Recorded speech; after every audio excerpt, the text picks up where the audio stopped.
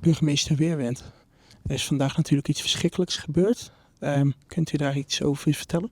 Verschrikkelijk noodlottig ongeval, waarin heel veel jonge levens helaas zijn komen te overlijden. Maar ook een volwassene die als begeleider mee was met een groep van 14 leerlingen.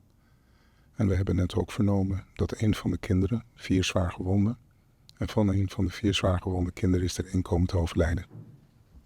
En het is natuurlijk een basisschool uit Axel. Bent u daar al geweest vandaag? Wij hebben de ouders en de leerlingen die het hebben meegemaakt, maar ook de ouders wiens kinderen helaas zijn komen te overlijden, opgevangen in het buurtcentrum in de gemeente Hulst. Al daar ben ik geweest om met hen te praten. Oké. En wat gaat de gemeente nu verder nog doen? Hoe gaat het nu verder? U vroeg net van wat is er gebeurd. Mijn collega's van de gemeente zijn ook rechtstreeks naar de school gegaan om informatie te delen, uitleg te geven. En dat wij er willen zijn vandaag, maar ook de komende tijd, is ons te steunen waar we kunnen. En wordt er een gedenkplek ingericht?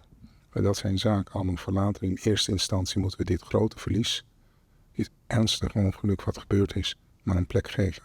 In onze hechte gemeenschap in Zeeuws-Vlaanderen, maar ook met name in Axel.